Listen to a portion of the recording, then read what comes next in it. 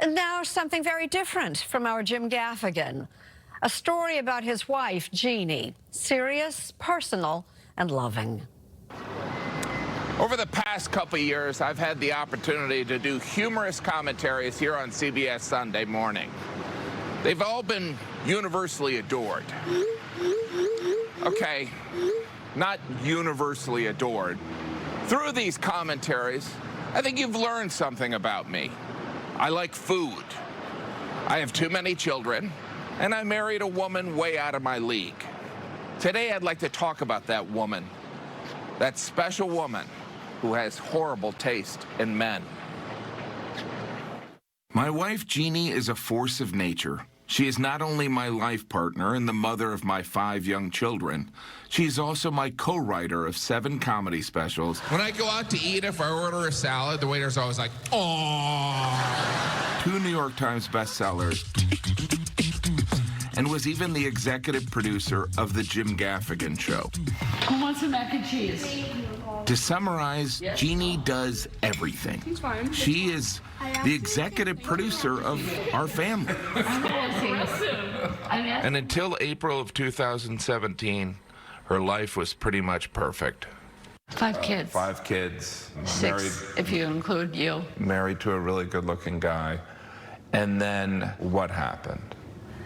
Well, I was at a pediatric visit for my kids, and when my doctor was speaking to me, I turned my head and I asked her to repeat what she was saying, and she was like, "What's wrong with your ear?" And I'm like, "Oh, I can't hear out of it." And she's like, when did that start happening? So she sent me to a ear, nose, and throat doctor, and that's when the MRI revealed that I had, like 30 seconds to live.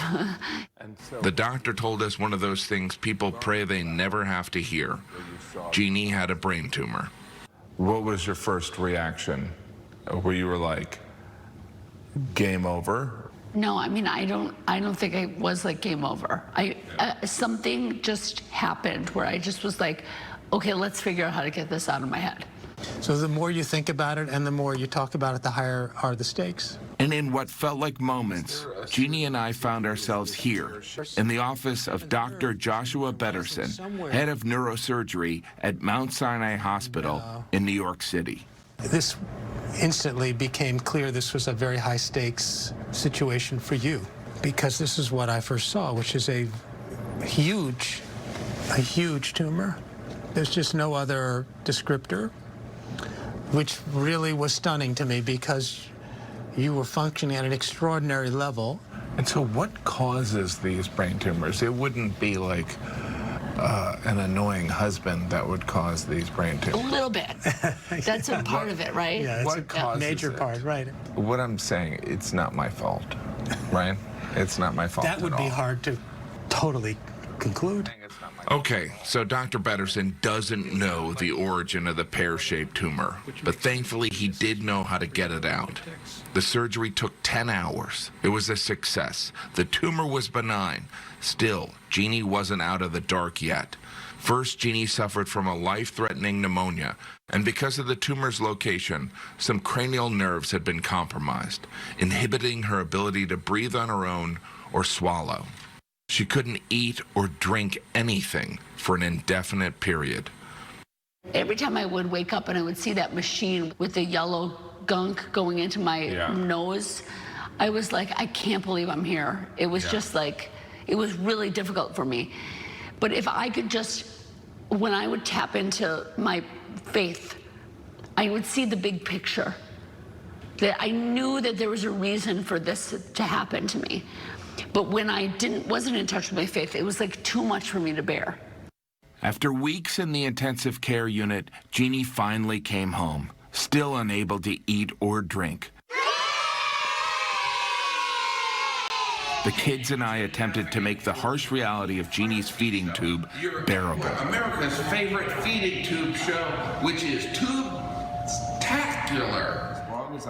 Was there a moment when you're going through this process where you looked at me and you're like, I gotta live just because this guy's, he can write some good jokes, but I don't know if he can be a single dad. I mean, there was a little bit of the feeling of, because I had taken on the role of being like, oh, don't worry, I'll do the schedule and I'll do the whatever. Yeah. I felt like when they were wheeling me into surgery, I was like, my password on my computer is this. I'm Fresh Direct. This is how you order the groceries. I was like, oh my gosh, I have to. He doesn't know any of this stuff. I still don't know most of that stuff. And thankfully, I don't have to.